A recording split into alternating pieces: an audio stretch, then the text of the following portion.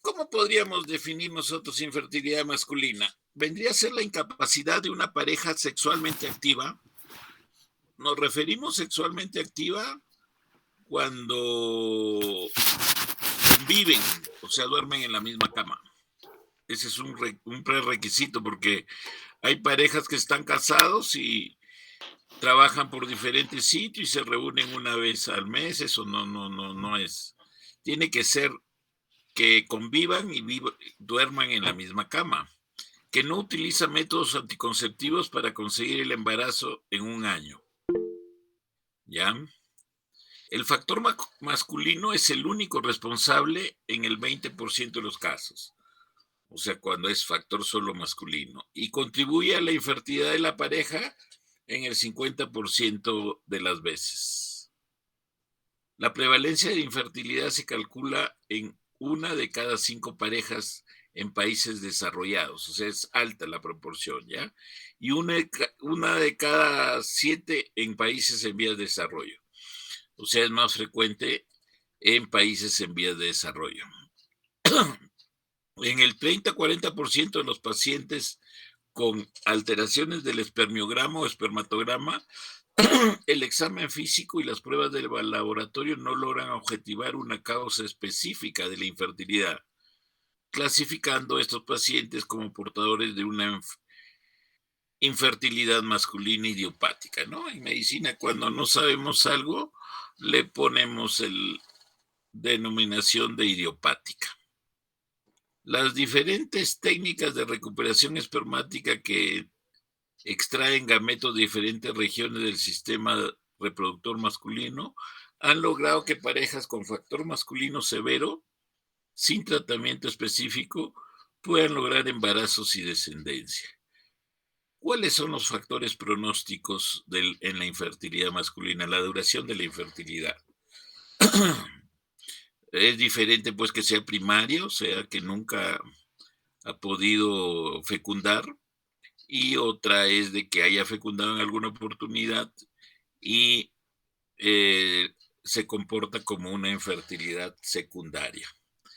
Si la enfermedad es primaria o secundaria, ¿no? Eso es importante. Si alguna vez logró fertilizar, los resultados del análisis del semen, o sea que eh, cuanto más alejados están de los rangos de la normalidad, la probabilidad pues disminuye de que pueda haber fertilidad en algún momento. La edad y la fertilidad de la mujer, el factor femenino es muy importante, ¿no? Consideramos ya compleja la fertilidad de la mujer pasados los 35 años. La infertilidad masculina, las causas que pueden producir la reducción de la fertilidad masculina. Son 4 áreas principales. Los trastornos endocrinos y sistémicos, generalmente relacionados con el hipogonadismo secundario, o sea, el hipogonadotrófico. Representan el 2 al 5%. Los defectos testiculares primarios en espermatogénesis, el mayor número de casos, del 65 al 80%, los cuales la mayoría tiene dispermatogénesis idiopática, un defecto aislado de la espermatogénesis sin causa identificable. Trastornos del transporte de esperma, 5%, y la infertilidad masculina idiopática del 10 al 20%. La infertilidad masculina idiopática se debe distinguir de la dispermatogénesis idiopática. La infertilidad masculina idiopática describe a un hombre infértil con un análisis de semen normal y sin causa aparente de infertilidad, mientras que los hombres infértiles con dispermatogénesis idiopática tienen análisis de semen anormales. En sí, las causas pretesticulares las podríamos nosotros considerar el hipogonadismo hipogonadotrófico congénito, la patología hipofisiaria, tumores, enfermedades infiltrativas e infartos, patología suprarrenal, tumores e hiperplasia suprarrenal congénita, infecciones sistémicas, incluyendo las virales y la tuberculosis, enfermedades sistémicas, neoplasias sistémicas, abuso de esteroides anabólicos, causas testiculares, el varicocele está a la cabeza, el Klinefelter, el síndrome de Klinefelter, y las microdeleciones del cromosoma Y. Tumores de células germinales, tumores de células de Leydig y células de Sertoli, falla testicular idiopática, daño vascular o traumático, orquitis previa, exposición a gonadotoxinas, como en el caso de quimioterapia, radiación, fármacos o calor. Causas posttesticulares, obstrucción epididimaria congénita, iatrogénica o postinflamatoria, obstrucción de los conductos deferentes congénitos, iatrogénicos o postinflamatorios, obstrucción de conductos eyaculadores, disfunción sexual o eyaculatoria. Entonces aquí vemos los porcentajes relacionados con la etiología y la enfermedad que nos puede dar infertilidad masculina. Causa idiopática es 35%, varicocele 18%, antecedentes de criptorquidia 15%, infección de glándulas accesorias masculinas 8%, drogas tóxicos 8%, genética 6%, endocrina 5% y otras etiologías 5%. Entonces, esto es importante.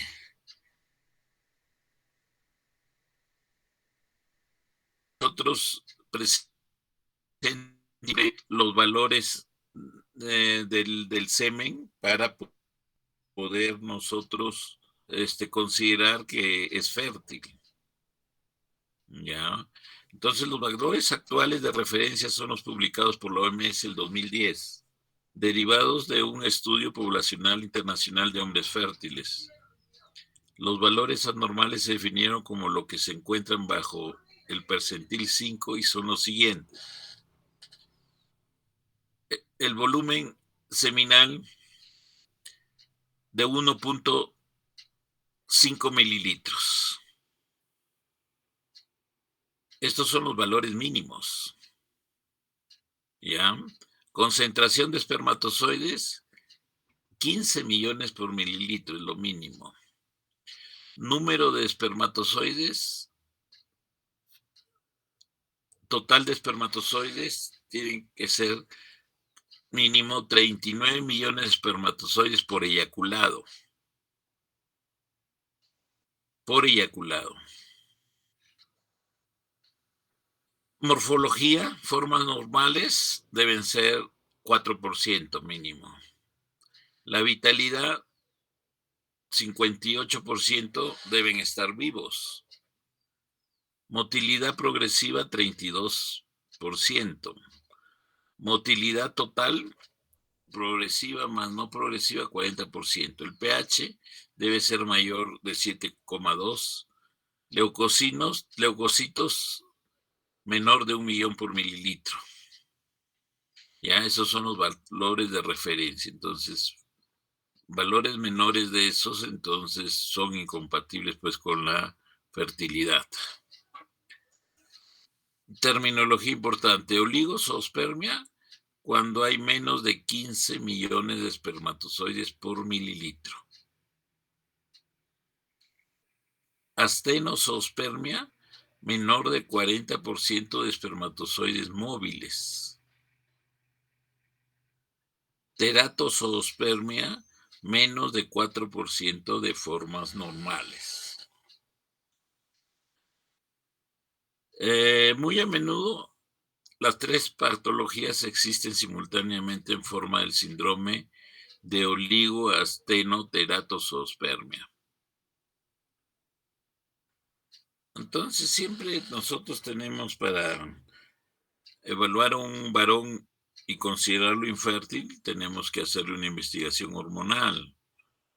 Las disfunciones endocrinas son más prevalentes en los varones infértiles que en la población general, pero son raras.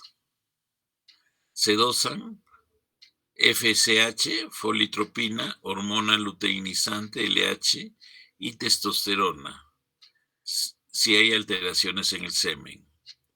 En la zoospermia se debe distinguir si la causa es obstructiva o no. Un valor de FSH normal se asocia a obstrucción.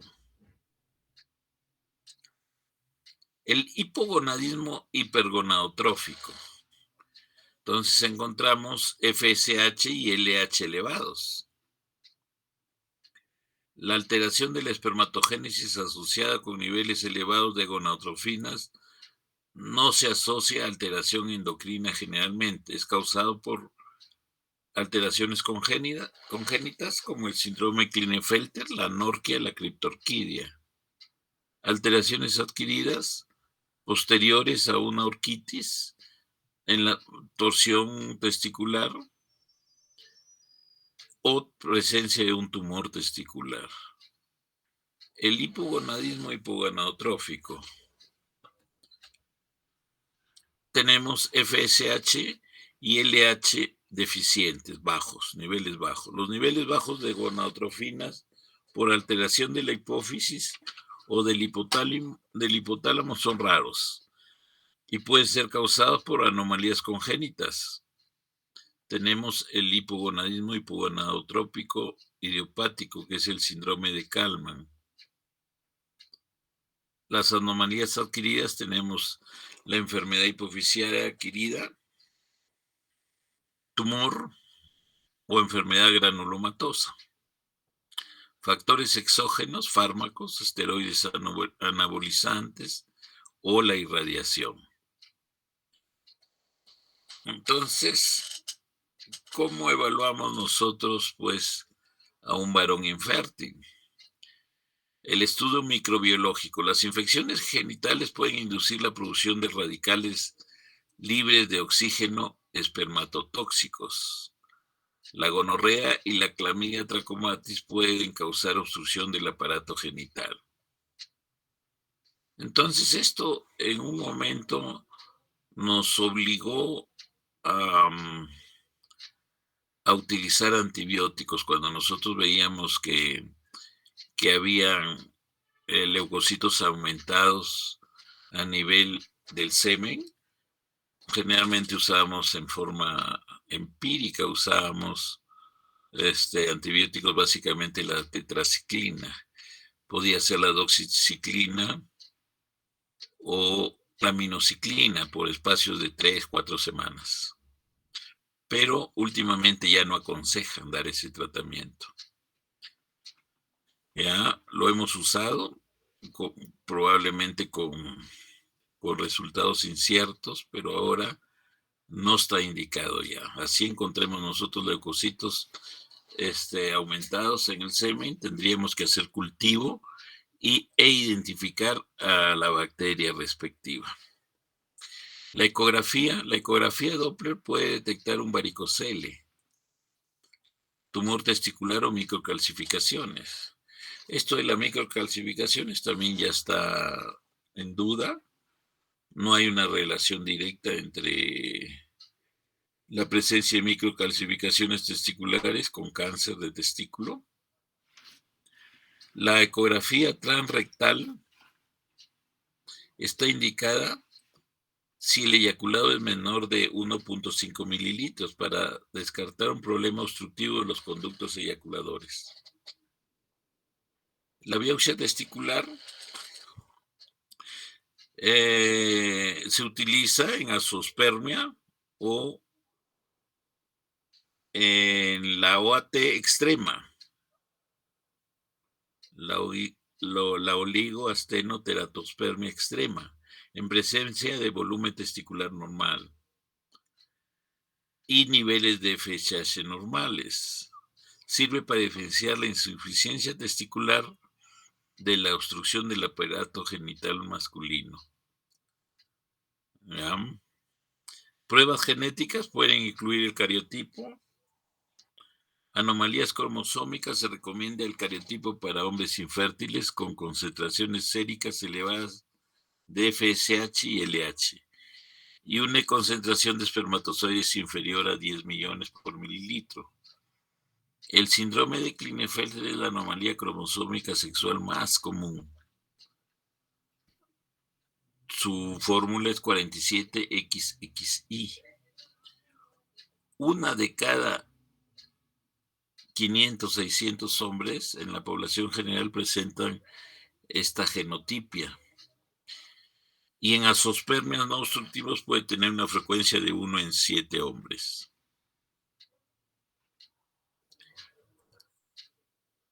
Entonces, el síndrome de Klinefelter tiene manifestaciones clínicas variadas y a veces muy sutiles, ¿no?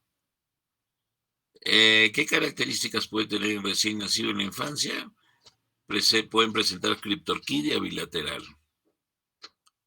pene pequeño, escroto bífido, qué raro, fisura paladar, cardiopatía congénita. En la etapa escolar tenemos la dislexia, pueden presentar dislexia, problemas del lenguaje, dificultades en el aprendizaje, descoordinación motora, problemas de interacción social. En la pubertad y en la adolescencia, ginecomastia, testículos pequeños y firmes, duros, talla alta con tronco relativamente más corto que extremidades inferiores. En los adultos, la infertilidad, el 10% de los pacientes azoospermicos tienen este síndrome. Hipogonadismo hipergonadotropo, diabetes tipo 1-2, síndrome metabólico, osteoporosis, tumores gonadales, tumores mediastínicos, cáncer de mama, es 30 veces mayor, más que el 46XI, o sea, 30 veces mayor probabilidad, linfoma, leucemia, trastornos inmunológicos. El 92% de los pacientes con Klinefelter son azoospermicos, casi la totalidad. La biopsia testicular bajo microscopio es la técnica con mejores tasas de éxito de recuperación espermática. Recuperación en el 30-50% de los pacientes. Aproximadamente un 10-13% de los pacientes con azoospermia son portadores de una microdelección del cromosoma Y. Entonces acá algunas características, ¿no? Un aspecto feminoide, o sea, la longitud hacia el ombligo es mucho más que la longitud del ombligo a la zona cefálica. O sea, aspecto ginecoides esto, ¿no? La calvicie frontal está ausente, crecimiento de barba, menos cabello, pelosidades en el pecho, hombros femeninos, o sea, estrechos, tienen desarrollo de mamas de los pechos, la distribución del vello pubiano es femenino, las caderas son ginecoides, así amplias, anchas, el pene pequeño y también los testículos pequeños, brazos y piernas largas. ¿Qué pruebas especializadas en algún momento se tendrían que realizar en problemas de infertilidad masculina? Tenemos la integridad del DNA. Se refiere al daño del ADN o material genético del espermatozoide. A diferencia del ovocito, que posee un abundante citoplasma y capacidad de reparación del ADN, el espermatozoide tiene escaso o nula capacidad de reparación. Una vez dañado, se le considera fragmentado. y entrará en un proceso de apoptosis, de muerte, ¿no? La fragmentación se informa como porcentaje. Mientras menos, mejor. O sea, cuando hay menos fragmentación, mayor probabilidad de fertilidad. Menos del 30% se considera normal la fragmentación. Mayor de 30% es anormal. Valores mayores a 30 se asocian a menores tasas de embarazo en forma espontánea. En un 15% de los pacientes con espermiograma normal pueden existir valores aumentados de fragmentación del DNA. No existe un consenso definido sobre cuándo solicitarlo, pero se sugiere a pacientes mayores de 45 años que han tenido quimioterapia reciente, infertilidad idiopática, falla del tratamiento de reproducción asistida, presencia de varicocele, exposición a tóxicos, infecciones seminales y aborto recurrente. Anatómicamente, se considera que la fragmentación ocurre preferentemente en el epidídimo. O sea, sería un fenómeno, posttesticular. Las etiologías son las mismas que el estrés oxidativo. Para bajar la fragmentación se debe identificar y tratar la etiología. En casos de ser idiopática, se debe dar tratamiento por 14 días con vitaminas y antioxidantes. Bajar la abstinencia para el control a solo 12 horas. Los anticuerpos, otra prueba especializada serían los anticuerpos antiespermáticos. Las tasas de embarazo parecieran estar reducidas cuando existen anticuerpos antiespermáticos en el semen.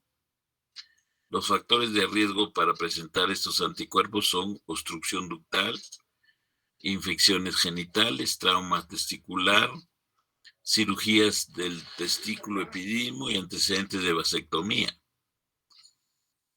Se debe considerar solicitarlos en pacientes con asteno, zoospermia y aglutinación espermática o un test postcoital anormal.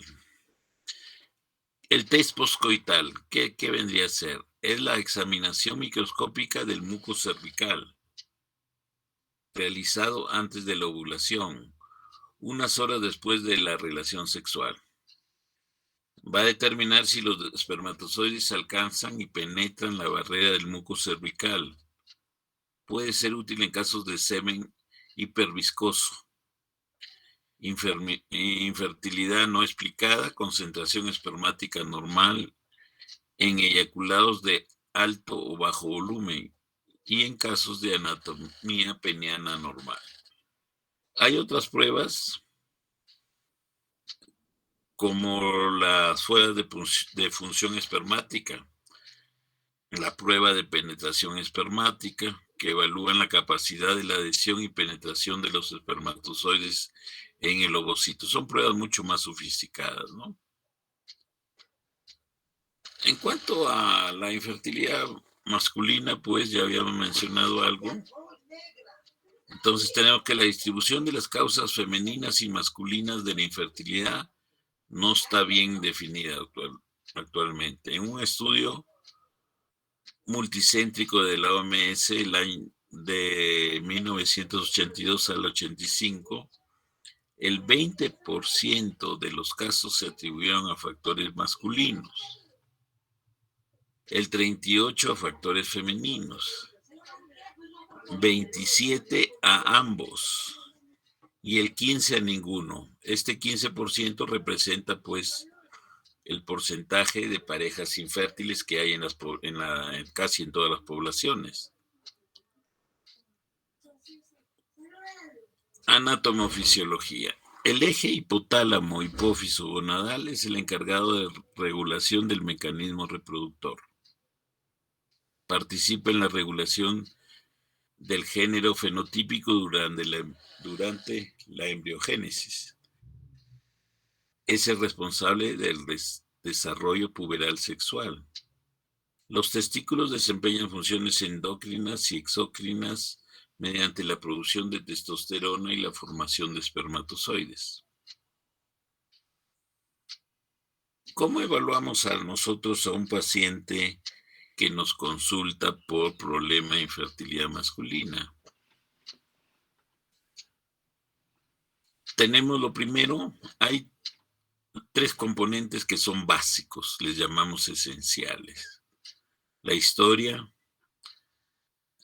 básicamente la anamnesis médica y sexual, el examen físico, el análisis de semen, que deben realizarse 2 espermiogramas o 2 espermatogramas, ¿no? Con un intervalo que puede ser de 1 mes o 2 meses, para que poder considerar al paciente que realmente está dentro del rango de infertilidad. Ya, entonces esos son los componentes básicos que debe hacer el urólogo, el especialista, el andrólogo, de inicio. Pueden haber componentes adicionales. Pueden pedirse pruebas endocrinas, ecodoppler testicular, ecografía transrectal, cultivo de semen, PCR en orina del primer chorro para clamidia, trachomatis, Neisseria gonorrea, ureaplasma urealítico, micoplasma hominis, análisis de orina post-eyaculación. Pruebas genéticas, historia y examen físico. Tenemos que indagar sobre historia del desarrollo sexual, incluido el descenso testicular, el desarrollo puberal, como fue, la pérdida de cabello, de vello corporal, etc. También hay que indagar sobre infecciones como orquitis previa, síntomas pulmonares, pensando que podría haber relación con procesos específicos a nivel los genitales del varón, infecciones de transmisión sexual e infecciones del tracto genitourinario como la próstata, como la prostatitis. Procedimientos quirúrgicos que involucran las áreas genital e inguinal como la vasectomía o la orquiectomía. Sobre drogas y exposiciones ambientales que incluyen alcohol, tabaco, marihuana, opiáceos, radioterapia, esteroides anabólicos, corticoides, quimioterapia citotóxica, medicamentos que causen hiperprolactinemia y exposición a sustancias químicas tóxicas, la manipulación de pesticidas. La historia sexual, incluida la libido, indagar sobre la libido, la frecuencia de las relaciones sexuales y las evaluaciones previas de fertilidad en el hombre y de su pareja. Se debe evaluar la obesidad, los signos evidentes de endocrinopatías que pueden causar infertilidad masculina, como la disfunción tiroidea o síndrome de Cushing. En cuanto al análisis de semen, vendría a ser pues el examen clave de la pareja masculina de una pareja infértil. O sea, es el examen fundamental. La muestra debe obtenerse después de 2 a 7 días de abstinencia eyaculatoria. Promedio pueden ser 3-4 días. De ser posible, se recolecta la muestra en el consultorio mediante la masturbación, si no en el domicilio, llevarlo al laboratorio antes de 1 hora. En cuanto al tratamiento, el tratamiento últimamente ha tenido bastantes restricciones. Que antes dábamos tratamientos más amplios, ahora está más restringido el tratamiento.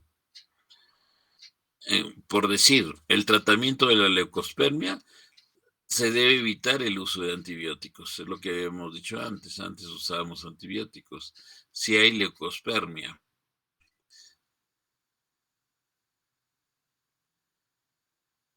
se igualmente el uso de AINES. Algunos bloqueadores de mastocitos o antioxidantes como la vitamina E para mejorar la calidad de esperma en los hombres con leucospermia entomática. Terapias médicas para aumentar los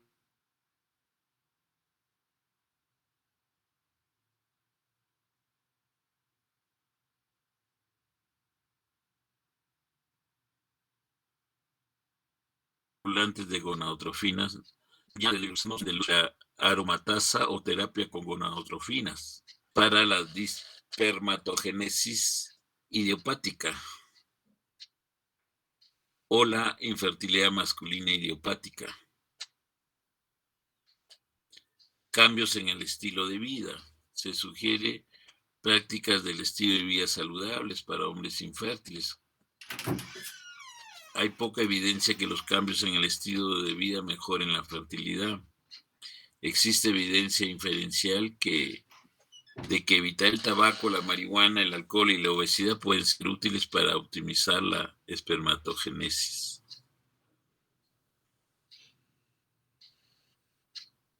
En el caso de que haya necesidad, pues, de reparar un varicocele, también hay algunas restricciones. Se sugiere la reparación quirúrgica del varicocele solo en hombres infértiles con análisis de semen anormales y varicoceles grandes de grado 3. O sea, aquellos varicoceles que son visibles tanto en posición de cúbito dorsal y sin realizar maniobra de valsalva. La reparación quirúrgica también es razonable en hombres con o sin infertilidad con varicoceles grandes que causan síntomas. O sea, los varicoceles grandes sintomáticos sí se deben operar. No se recomienda la cirugía de varicocele en hombres infértiles con varicoceles pequeños no palpables, o sea, de grado 1, ¿no? Observación. En el líquido seminal, leucocitos y espermatozoides defectuosos producen especies reactivas de oxígeno. Diversos estudios han postulado que el desbalance entre ROS y sustancias antioxidantes, estrés oxidativo, juegan un rol fundamental en diversas condiciones relacionadas a infertilidad masculina como el varicocele. Entonces, estas son las técnicas quirúrgicas de varicocelectomía. Todas tienen más o menos los mismos resultados, pero siempre hay por decir, un dominio de las vías, de las técnicas que son un poquito más cruentas, por decir, la inguinal. La tasa de recidiva es del 3% y la posibilidad de que presente la complicación de hidrocele es 7%. Algo igual a la suprainguinal, ¿no? Que es la de Ivancevich, en que se liga el paquete venoso a la altura del anillo inguinal interno. La retroperitoneal, que nos agrada bastante porque es rápida y con una incisión mínima a nivel de la espina ilíaca, a 1 centímetro de la espina ilíaca anterosuperior, a 1 centímetro medial, y no necesita una incisión más de 1,5 centímetros, 2 centímetros. Se liga el paquete venoso sobre el psoas en el retroperitoneo, o sea, el paquete espermático. La tasa de hidrocele es un poquito más alta y la recidiva un 12%. O sea, la recidiva está en ventaja la vía inguinal y suprainguinal. La subinguinal poco se usa,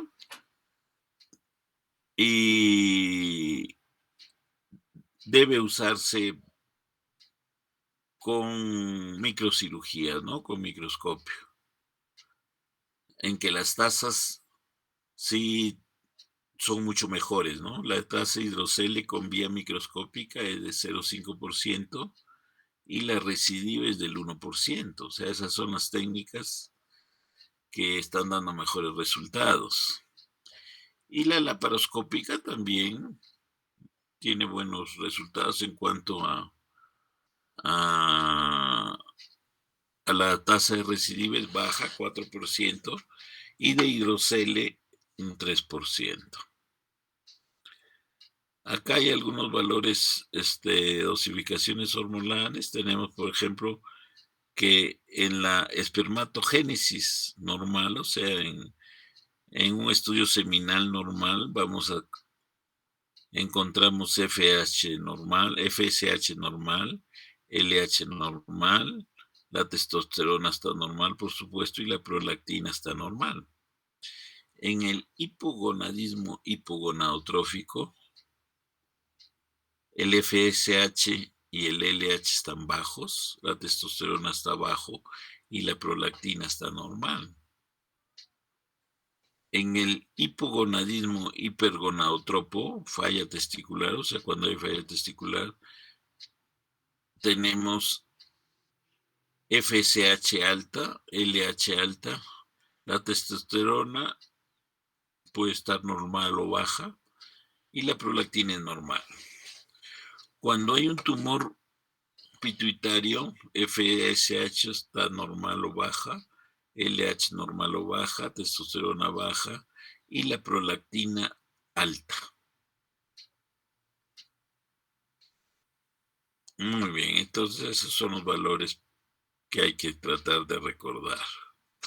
Entonces, esto es lo que teníamos que mencionar en cuanto a infertilidad masculina. Vamos a nosotros a pasar al segundo tema, que es un poquito más amplio.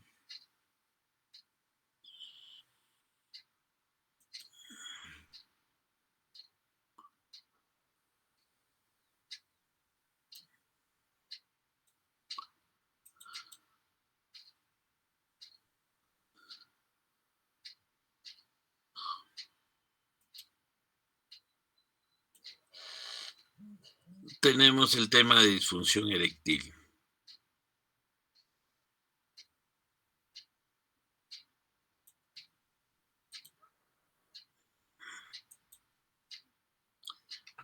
Bien, estamos viendo, ¿no es cierto? La pantalla.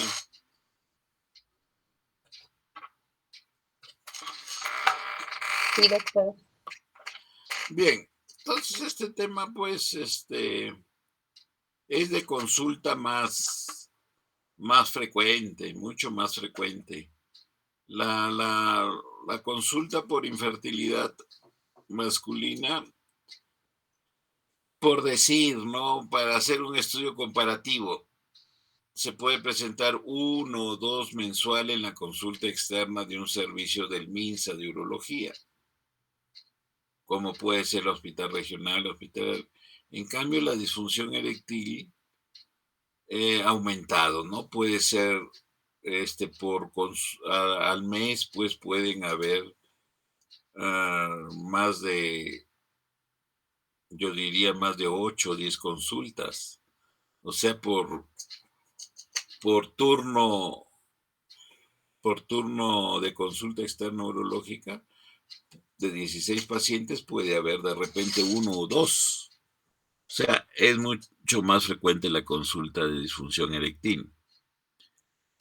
Es un problema, pues, realmente ya prácticamente a nivel de todas las sociedades, ¿no? Y más diría yo, en las sociedades más evolucionadas, más adelantadas, con mejores ingresos, con mejor economía, con más educación. Entonces, un real problema, pues, de la disfunción eréctil. Entonces, ¿cómo podríamos definir nosotros disfunción eréctil? Vendría a ser una disfunción sexual masculina caracterizada por la incapacidad de mantener una relación sexual satisfactoria debido a una erección deficiente. O sea, es el fracaso de la erección que nos impide tener una relación satisfactoria, sexual satisfactoria. Hay otras disfunciones como la eyaculación precoz. La eyaculación precoz, nosotros la consideramos, por decir, severa o con necesidad de obligatoriamente dar un tratamiento cuando dura menos de un minuto. La eyaculación retrógrada, que puede estar condicionada, provocada por medicamentos, ¿no?, que se usan para la hiperplasia prostática benigna, por ejemplo, la tansulosina. La eyaculación retardada es una patología también compleja en que el varón no logra eyacular pasado pues 20, 30 minutos de intentarlo. La anorgasmia es la incapacidad de alcanzar un orgasmo durante la actividad sexual consciente. En cuanto a la epidemiología ya de la disfunción eréctil, diremos que se presenta en el 52% de los hombres entre los 40 y 70 años de edad. Esto en estudios realizados en Estados Unidos, de los cuales puede ser de un comportamiento leve en el 17%, moderado en el 25% y completa, muy severa, en el 10%. ¿Qué factores asociados hay? Los factores asociados principales son pues la hipertensión, la hiperlipidemia, la diabetes, cardiopatías, el tabaquismo, antecedentes de radiación o cirugía por cáncer de próstata, algunos factores psicológicos, como la baja autoestima, la depresión, ansiedad, enojo e insatisfacción con pareja. Entonces, más o menos, acá tenemos graficado, pues, la angulación que debe tener una buena erección, ¿no? Una buena erección plena debe tener más de 20 grados. Una erección media, 0 grados, que no es tan buena erección. Generalmente en los adultos mayores se tiende a tener este tipo de erección, que no es tan buena. En los mayores de 50 años, este tipo de erección. La erección firme mejor es la plena, con mayor de 20 grados. Ya este tipo ya son disfunciones, ¿no? Cuando hay una angulación menos de 25 grados y la impotencia, que es el pene prácticamente péndulo, es la impotencia. ¿Cuál es la fisiología de la erección? O sea, puede haber erección, se puede desencadenar con estimulación táctil. Por eso, los parapléjicos pueden tener buenas erecciones y eyaculado por este tipo de estimulación, estimulación a nivel genital. La estimulación central es más compleja, ¿no? Mucho más compleja y resulta de memorias, fantasías, estímulos visuales. O sea, un varón puede lograr una estimulación central y una erección uh, buena, solo o recordando o teniendo fantasías a nivel del sistema nervioso. Puede recordar escenas o puede alucinar situaciones. No alucinar, sino tener fantasías sexuales que le van a producir la estimulación central, que es plena. Y hay otras de origen central que ocurren de forma espontánea durante el sueño, ¿no? Durante el sueño amor. Estas se presentan permanentemente, ¿no? Estas las tienen incluso desde los niños. Desde los niños tienen erecciones, este, espontáneas, ¿no? Durante el sueño REM. Son de origen central. ¿Cuáles son los mecanismos? Pues básicamente, pues la erección es un fenómeno vascular neto, ¿no? Entonces, en que va a tener que haber un funcionamiento óptimo del tejido cavernoso arteriolar, la musculatura lisa arterial. Esto va a provocar la erección, o sea, con plenitud a nivel de los cuerpos cavernosos, con un sistema de venoclusión que debe funcionar adecuadamente. Entonces, ¿cuáles serían las fases de la erección? Flácida, en que hay flujo arterial y venoso mínimo. Latente, de llenado, hay un flujo aumentado. En AP interna, algo de agrandamiento del pene. La tumescencia aumenta la presión intracavernosa. La erección completa, hay una presión intracavernosa y de arteria pudente elevada. La fase de la erección esquelética o erección rígida, un aumento sostenido de la presión intracavernosa resulta de erección rígida. Y luego viene pues la fase final, que es la de tumescencia, que se presenta luego de eyacular. Va a disminuir el flujo sanguíneo y el pene regresa al estado de flacidez. En cuanto a las hormonas y función sexual, los andrógenos son pues esenciales para el desarrollo y madurez sexual masculina. En los adultos, la deficiencia de andrógenos resulta en la disminución de la libido, básicamente la testosterona. O sea, si no hay testosterona, no hay libido, no hay deseo sexual. El envejecimiento se asocia con disminución de la testosterona, la dihidroepiandrosterona, la tiroxina, melatonina y la somatotropina. Pero no hay, por decir, una falta de producción, sino una disminución nomás. También hay actuación de los neurotransmisores y la farmacología en la erección, ¿no?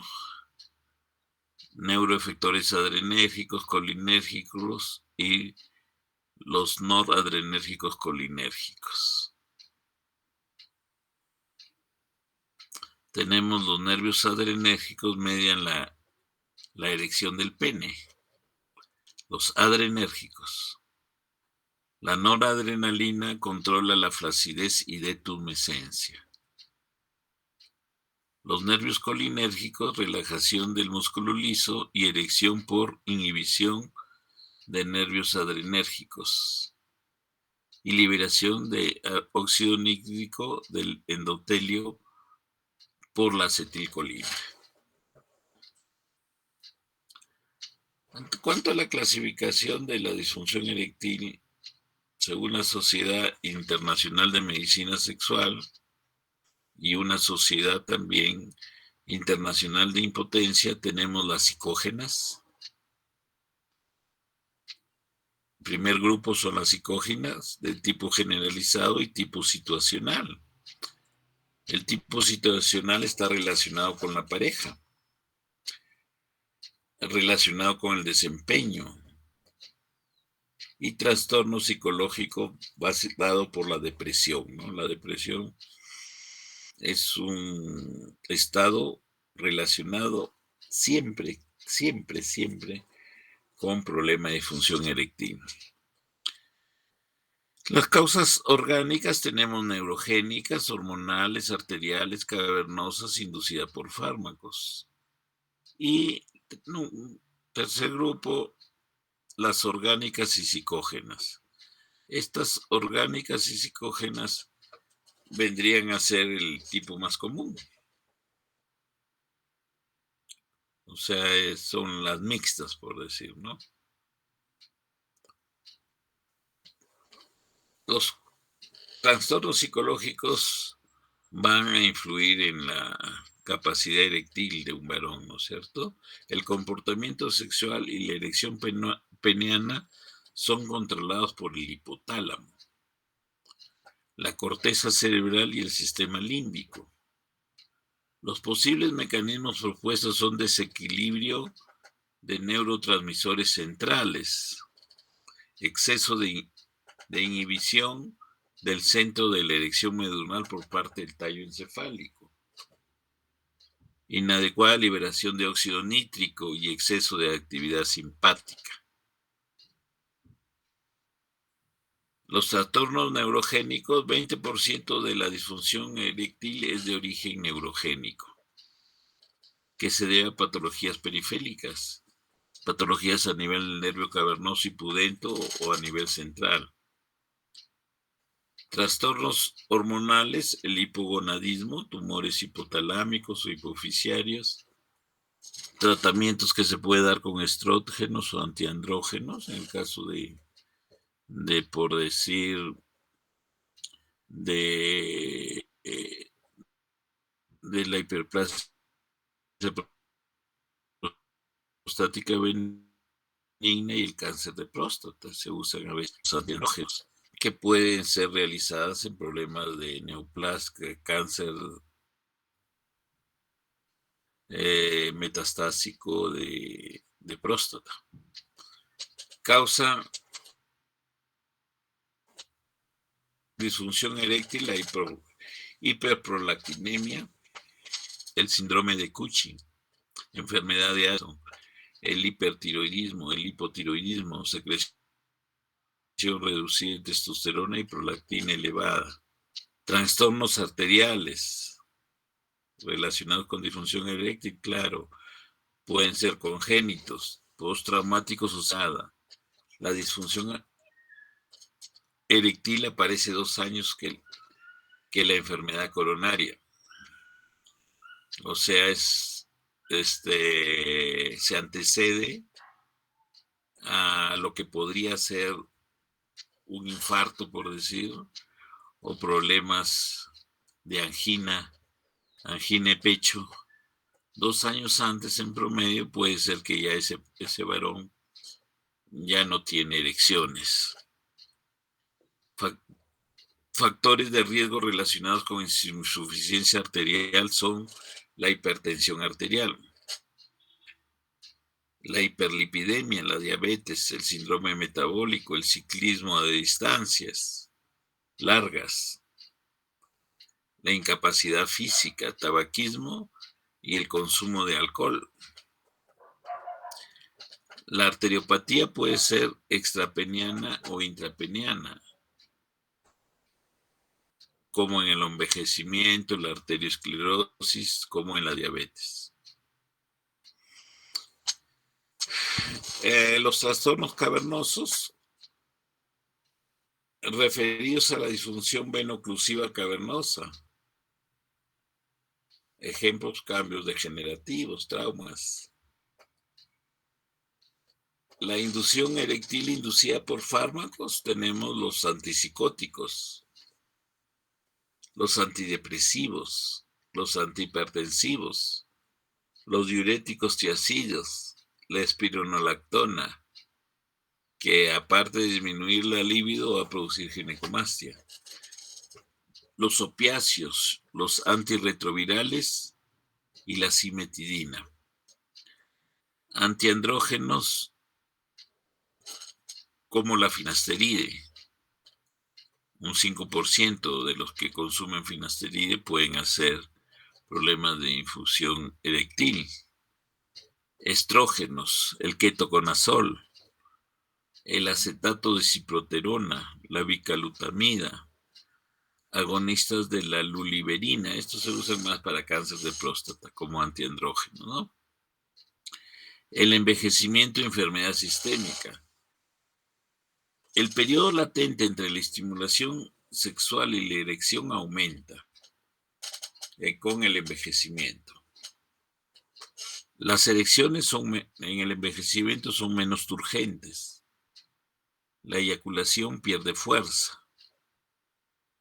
El volumen eyaculatorio disminuye. Y el periodo refractario entre erecciones se alarga. O sea, el periodo refractario en un varón joven puede ser pues de 20 minutos, ¿no? Entre una erección y otra. En cambio, el periodo refractario en el envejecimiento puede durar varias horas. Pueden ser más de 6, 8, 10 horas. Hay reducción de los niveles de testosterona con el envejecimiento, ¿no? Esto sí está bien sabido. En esos casos que hay reducción de los niveles de testosterona y el varón todavía tiene necesidad porque puede tener una pareja compañera joven, entonces hay que reponerle testosterona. No hay que tener miedo en usar testosterona en los casos que sí está bajo y que hay que volver nivelarlo a rangos normales. Entonces ahí no hay que poner testosterona, cosa que no se debe hacer en pacientes que tienen niveles normales de testosterona y que quieren tener mayor, por decir, crecimiento de la masa muscular, crecimiento peniano, mayor cantidad de líbido.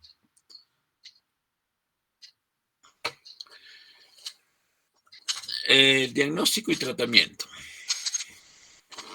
El diagnóstico, antecedentes médicos sexuales y psicosociales.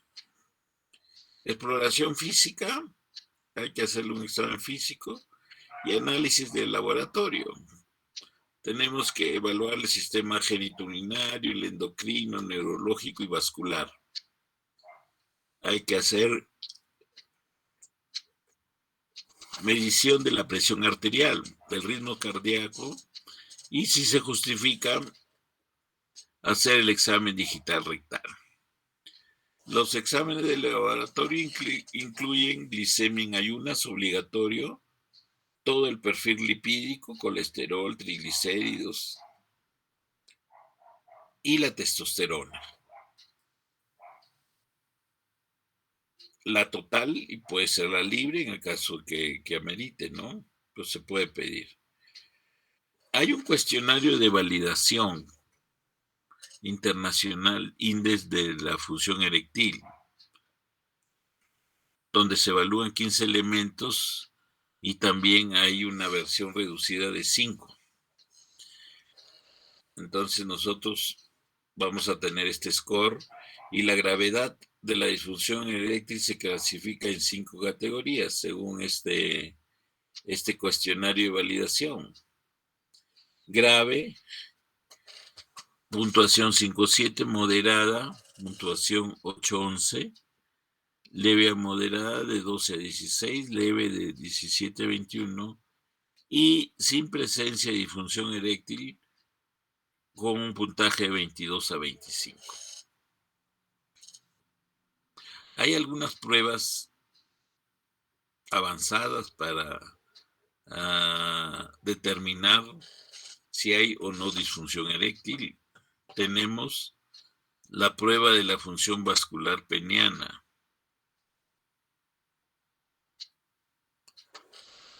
hay una prueba de inyección y estimulación intracavernosas combinadas. O sea que nosotros inyectamos un vasodilatador que puede ser el aprostadil de 10 microgramos, 0,3 mililitros de una mezcla. También puede ser una mezcla de papaverina o fentolamina. Entonces lo que más se usa pues el aprostadil, que todavía hay en el mercado, ¿no? La papaverina y la fentolamina ya es medio que han quedado en desuso. Van a provocar una erección rígida que dura más de 10 minutos y es indicativa de una función venosa normal. O sea, si nosotros logramos buena erección, quiere decir que todo está funcionando bien, todo el sistema de la erección. Se puede realizar también en la evaluación una ecografía dúplex a color, en la que se va a visualizar de manera selectiva las arterias dorsal y cavernosa. La ecografía también puede usarse para detectar anormalidades penianas como la placa de Peyronie, calcificaciones, paredes vasculares engrosadas o fibrosis intracavernosa. La cavernosografía y cavernosometría, pruebas más sofisticadas que generalmente no se utilizan. Presión de oclusión arterial cavernosa, la arteriografía. Si se piensa realizar una cirugía de revascularización, se canaliza la arteria pudente interna e inyecta una solución de contraste diluida. Entonces, en algunas oportunidades, pues hay que hacer bypass para mejorar el ingreso de sangre a los cuerpos cavernosos. Otra prueba es la prueba de tumefacción peniana nocturna. Las erecciones nocturnas ocurren en un 80% durante el sueño REM. Ocurre en hombres sanos de todas las edades y están más o menos libres de efectos psicológicos. El hombre promedio tiene de 3 a 5 episodios de tumefacción peniana nocturna cada noche, con episodios que fluctúan de 30 a 60 minutos. O sea, ¿qué quiere decir esto? Pues de que esta tumefacción peniana nocturna realmente hace de que buena parte del sueño haya una erección plena, buena erección en los casos que todo está funcionando bien. Va a haber una buena erección en la mayor parte del sueño. La prueba se realiza con el Rigiscan. El Rigiscan viene a ser como podría ser un cartón, algo así, que se coloca rodeando al pene. Y cuando hay está conectado a una máquina que va a medir presiones. Pero en algunas oportunidades no se puede tener la máquina, entonces uno podría empíricamente colocar algunos dispositivos tipo papel rodeando el pene en el tercio medio, en el tercio proximal, y si esto se rompe, estalla, entonces quiere decir que ha habido erección nocturna, o sea, una tumefacción peniana nocturna. La tumefacción peniana nocturna se diseñó para diferenciar la disfunción eréctil psicógena de la orgánica, porque una erección completa indica un eje neurovascular con función intacta. En Estados Unidos se usa de manera primordial en casos médicos legales o complicados, además de la investigación. En nuestro país lo que se usa cuando nombran a un urólogo de perito para ver si determinado varón es o no tiene o no disfunción eréctil, lo que se usa pues es el alprastodil. Se le inyecta y a los pocos minutos va a haber una erección plena. Si funciona todo bien y se mantiene más de 10, 15 minutos, quiere decir que ese varón no tiene disfunción eréctil. La evaluación psicológica, la disfunción eréctil psicogénica es la incapacidad permanente de lograr o mantener una erección satisfactoria para el desempeño sexual, que se debe principalmente a factores psicológicos o interpersonales.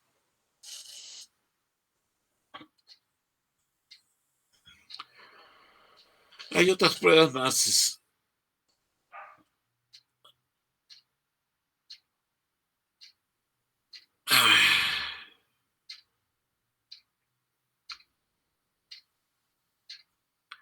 Acá tenemos los análisis obligatorios que hay que pedir, pues, de laboratorio: glucosa, perfil lipídico, colesterol, triglicéridos, testosterona, total libre, prolactina, FSH, LH cuando se crea conveniente, ¿no? Otros estudios opcionales serían el PSA, la creatinina. El tratamiento no quirúrgico de la disfunción eréctil, tratamiento médico. Al número 1, a la cabeza, pues están los inhibidores de la 5-fosfodiesterasa oral. Son el tratamiento de primera línea en la disfunción eréctil debido a su eficacia, su facilidad de uso y la seguridad para el paciente. También nosotros debemos considerar en el tratamiento no quirúrgico cambios en el estilo de vida. La disfunción eréctil está relacionada con enfermedades vasculares, arterioscleróticas, coronarias y periféricas. El síndrome metabólico caracterizado por obesidad central, lípidos anormales, desregulación de la insulina, el ejercicio regular.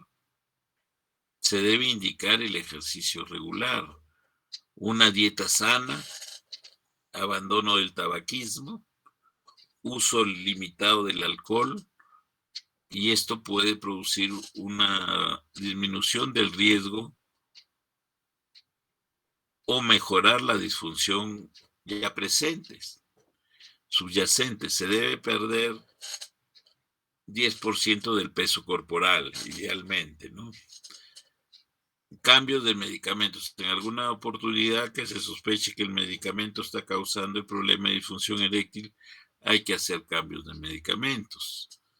En hipertensos se debe cambiar a fármacos que incluyan antagonistas de alfa-adrenoreceptores, bloqueadores del canal del calcio, inhibidores de la enzima convertidora de angiotensina. En los casos de depresión, se debe cambiar a bupropión, buspirona y mirtazapina.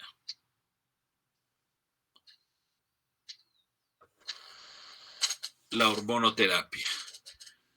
En el hipogonadismo asociado a disfunción eréctil, se debe usar andrógenos.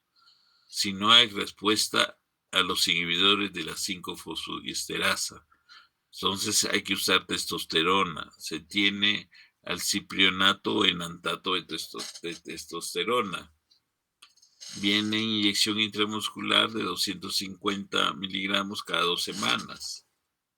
Hay presentaciones transdérmicas en Estados Unidos de 4 miligramos por día. Otra presentación en gel del 1%, con 100 miligramos de testosterona.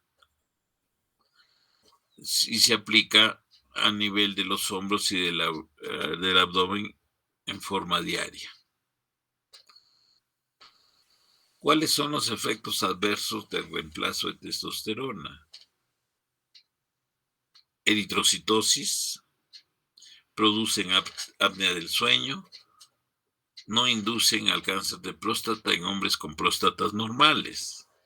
La presencia de cáncer de próstata o de mama es una contraindicación absoluta para su uso.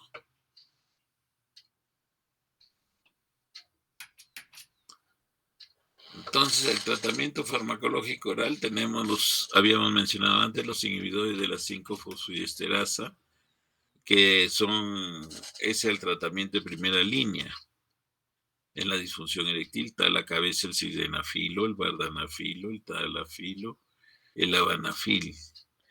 El tadalafil tiene una duración de acción más prolongada y el avanafil tiene un inicio más rápido, que puede ser en 15 minutos. La acción prolongada generalmente es de 48 a 72 horas. La justificación para el uso de los inhibidores de la 5-fosfodiesterasa se basa en el papel de la vasodilatación inducida por el óxido nítrico, que está mediada por el monofosfato de guanosina cíclico, GMP, para iniciar y mantener una erección. La detumescencia se asocia con el catabolismo del GMP cíclico por la enzima 5-fosfodiesterasa.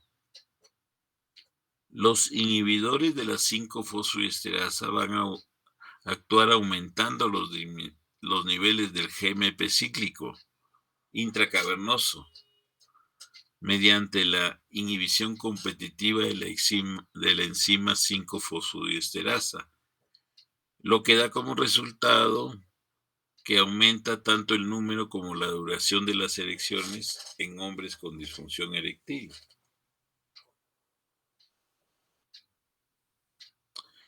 Los inhibidores de la 5-fosfodiesterasa no funcionan sin suficientes señales ambientales y psicológicas que den lugar a una excitación sexual y estimulación suficiente para iniciar los cambios fisiológicos en el pene. O sea que tiene que haber el estímulo, pues el estímulo sexual, si no, no se desencadena. Y no funciona, por decir, no funcionan los inhibidores de la 5-fosfodiesterasa. Entonces tiene que haber el estímulo táctil, visual, para que se desencadene la erección, ¿no? Las guías prácticas actuales sugieren que la elección del inhibidor de la 5-fosfodiesterasa debe basarse en las preferencias del paciente, incluidos el costo, la facilidad de su uso y los efectos adversos. Los inhibidores de la 5-fosfodiesterasa están contraindicados en hombres que toman nitratos. Esto sí es en forma tajante. No pueden utilizar. O sea, aquellos que han tenido antecedente de infarto de miocardio y consumen nitroglicerina, nitratos, entonces ellos no pueden usar estos inhibidores de la 5-fosfodiesterasa. El sildenafilo debe tomarse por vía oral con estómago vacío. Esto hay que recalcarlo, hay que subrayarlo. Si hay sólidos en ese estómago, van a alterar la absorción del fármaco. Debe tomarse por vía oral con estómago vacío 1 hora antes del encuentro sexual. Planificado, dosis de 50 miligramos y debe reducirse si hay efectos secundarios, ¿no? La mayoría de pacientes jóvenes, entre comillas, o sea que fluctúan menos de 50 años, generalmente empiezan usando 25 miligramos y se va aumentando de acuerdo a la necesidad. Se puede aumentar hasta 100 miligramos si la respuesta eréctil no es satisfactoria. Sobrepasar más de 100 miligramos no tiene sentido. El mismo laboratorio lo rechaza, porque uno puede pensar, no, me tomo 2 de 100 y para mejorar el rendimiento. No se va a dar. La dosis máxima es 100 miligramos. Si la respuesta eréctil no es satisfactoria, la duración de la, o sea, se puede llegar hasta 100 miligramos. La duración de la respuesta en promedio es de 4 horas.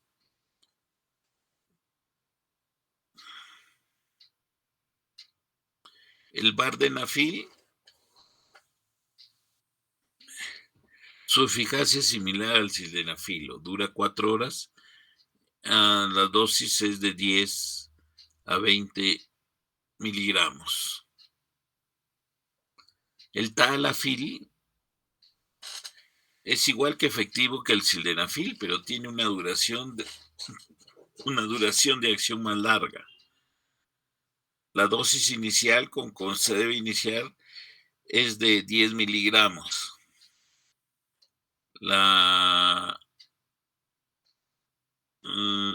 El tadalafilo general viene en tabletas de 20 miligramos, hay que usar la mitad. Y se puede aumentar a 20 miligramos si es necesario. Su efecto dura hasta 36 horas. Hay dosis más bajas de 5 miligramos al día que ha sido aprobado para el tratamiento de los síntomas del tracto urinario inferior debido a la hiperplasia prostática benigna. La dosis diaria del tadalafilo no debe prescribirse en hombres con un aclaramiento de creatinina menor de 30 mililitros por minuto. O sea, en insuficiencia ya renal ya severa no se debe utilizar. El avanafil es un nuevo inhibidor de la 5-fosfodiesterasa aprobado por la FDA y en Europa y tiene un inicio de acción más rápido. Una vida media en el plasma similar al sildenafil. 4 horas, ¿no? La dosis es de 50 miligramos y puede ser aumentada a 100 o hasta 200 si es necesario. La dosis debe tomarse 30 minutos antes de las relaciones sexuales y la dosis de 100 o 200 puede tomarse solo 15 minutos antes. O sea, es el que más rápidamente podría actuar, ¿no? El avanafil. Su absorción no se ve afectada por los alimentos, igual que el tadalafilo, cosa que no sucede con el sildenafilo, que sí se altera la absorción. En cuanto a los efectos adversos, el sildenafil es un vasodilatador que puede disminuir la presión arterial, pero la disminución es mínima. Es mínima. Por ejemplo, si el paciente puede estar en 130/80, la disminución puede ser a 127/76, 77, ¿no? O sea, es mínimo.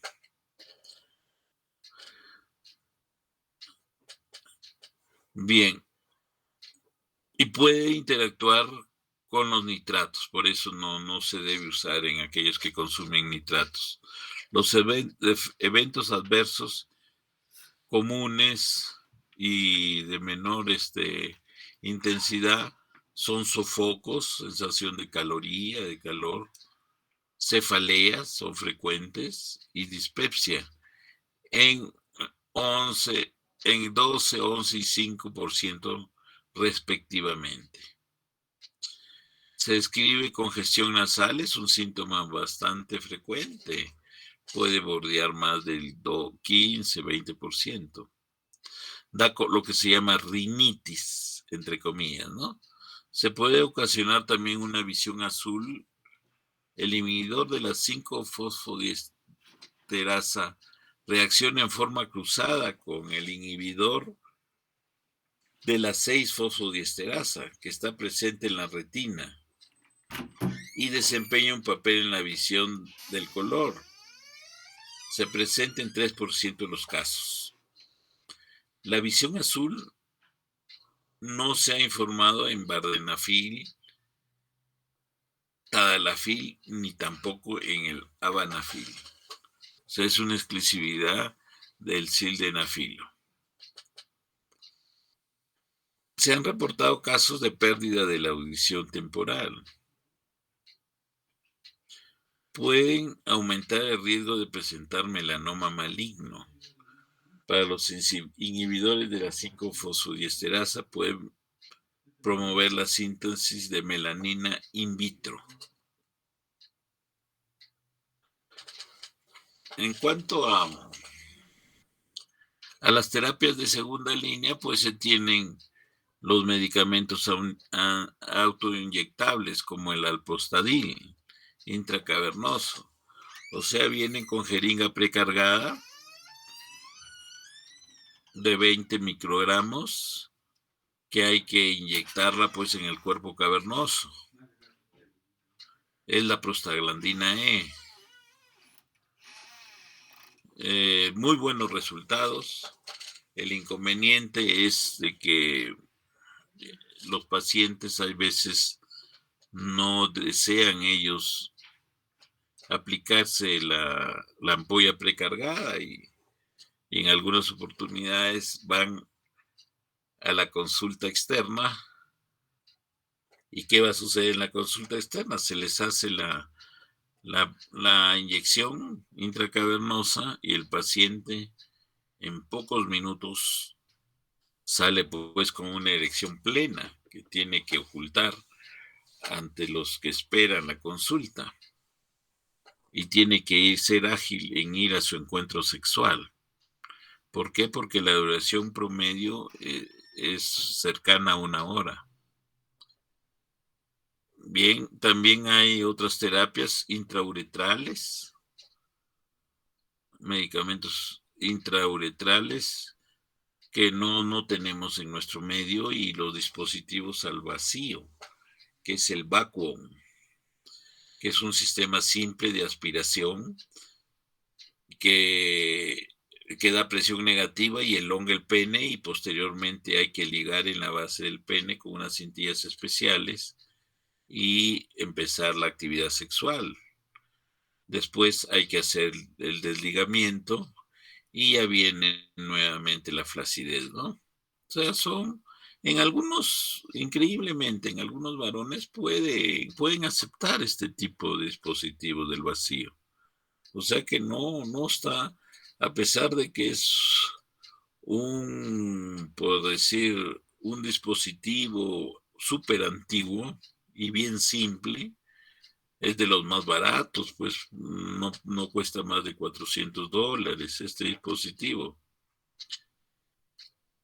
Pero no es aceptado por la mayoría, pero algunos sí.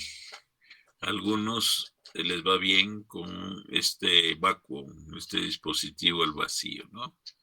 En cuanto al tratamiento quirúrgico, la prótesis peniana pues es lo máximo que se puede utilizar. Hay otros tratamientos menores que tienen resultados bastante controversiales, como la ligadura de la vena dorsal del pene, ¿no? Resultados así, por decir, dudosos, ¿no? Pero se puede hacer. La prótesis peniana, en cambio, sí tiene una respuesta óptima. Se reserva su uso para los hombres que no pueden usar o que no han respondido a la terapia de primera y segunda línea. O sea,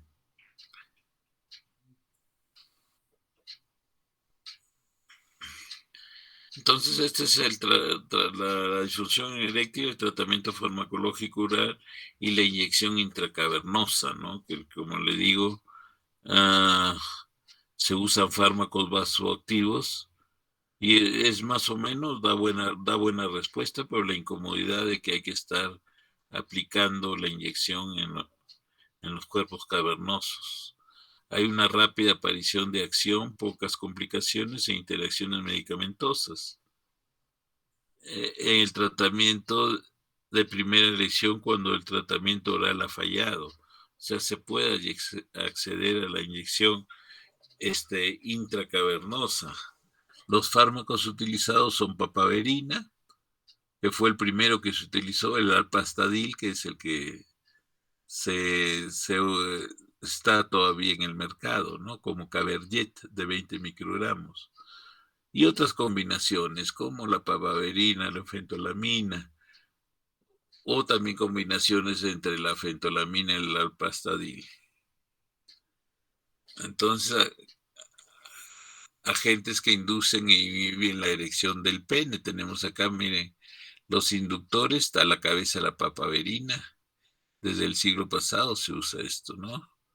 La fentolamina, la fenoxibensamina, la tomoxamina, el alpastadil y otros, ¿no? Tenemos acá los inhibidores de la fosfodiesterasa, inhibidores de la roquinasa,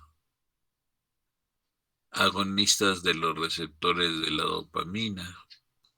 Y los inhibidores, más bien tenemos la fenilefrina, la adrenalina, la noradrenalina, el metaraminol y la efedrina, ¿no? Esos más bien son inhibidores. Acá tenemos la prótesis de pene, ¿no? Tenemos las prótesis más simples y las más complejas con dispositivos de accionariado, o sea que uno lo activa. Los pacientes considerados para implante deben considerar la eficacia y complicaciones. Tipos de prótesis semirrígida. La prótesis semirrígida está íntimamente relacionada con Carrión, un urólogo peruano que la ideó y la patentaron conjuntamente con Small. La prótesis es Small Carrión. Entonces es una buena prótesis en que se empata, son dispositivos, así que no rechace el organismo, que hay que aperturar el cuerpo cavernoso y colocar estas prótesis semirrígidas en cada cuerpo cavernoso. Buenos resultados, son buena prótesis y sobre todo que no es tan cara como las otras prótesis más sofisticadas, como la inflable de 3 piezas, ¿no? Acá tenemos la inflable de 3 piezas, que son más complejas, son confiables y durables. Generalmente duran más de 10 años, más de 10 años. En algunos proveedores aconsejan hacer el cambio a los 10 años. Pero la mayoría de veces ya el paciente se queda indefinidamente con su prótesis. Acá tenemos la maleable. Miren cómo tiene la forma de un cuerpo cavernoso. Se hace apertura el cuerpo cavernoso y se colocan estas prótesis, ¿no? Que son flexibles. O sea, no son muy difíciles de colocar. Uno apertura el cuerpo cavernoso en la parte media, introduce y después hace el cierre respectivo el mismo y queda ya el pene semierecto o con erección permanente ya. Acá tenemos las de 2 piezas, son más simples. Ahí están los cuerpos cavernosos o lo que se va a colocar en el cuerpo cavernoso y el dispositivo para producir la erección artificial. Entonces el implante, miren, hay que colocar dispositivos y acá tenemos el dispositivo que produce la erección. Entonces acá, entonces que lo acciona el paciente en el momento que desee y se va a provocar la erección y después lo interrumpe en el momento que ya no desea tener erección. Entonces, estos son dispositivos bien pequeños que ni se notan, ¿no? Botan en el celular subcutáneo, algunos de ellos fijados a la aponeurosis para darles una estabilidad en el tiempo, ¿no? Muy bien. Entonces, eso es lo que había sobre estos temas relacionados con la infertilidad masculina y la disfunción eréctil. Si hubiera alguna pregunta, sería bueno que la hagan. Dejar de presentar.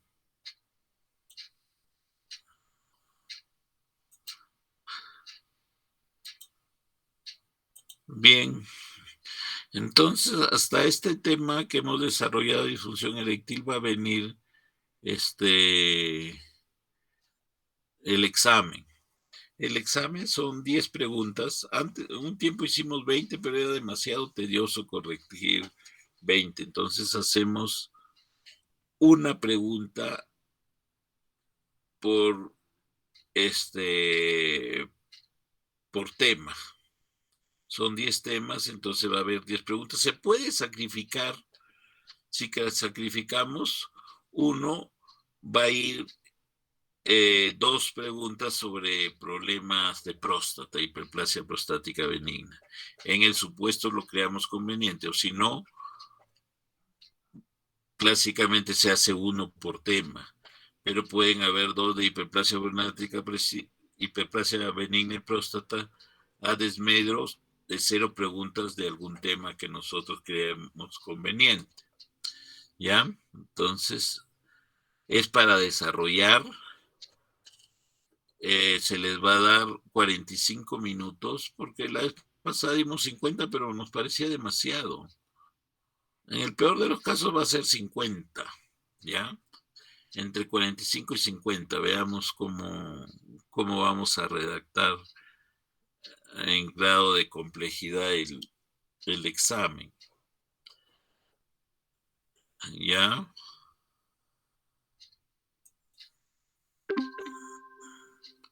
Muy bien, entonces ustedes tienen que poner la fecha.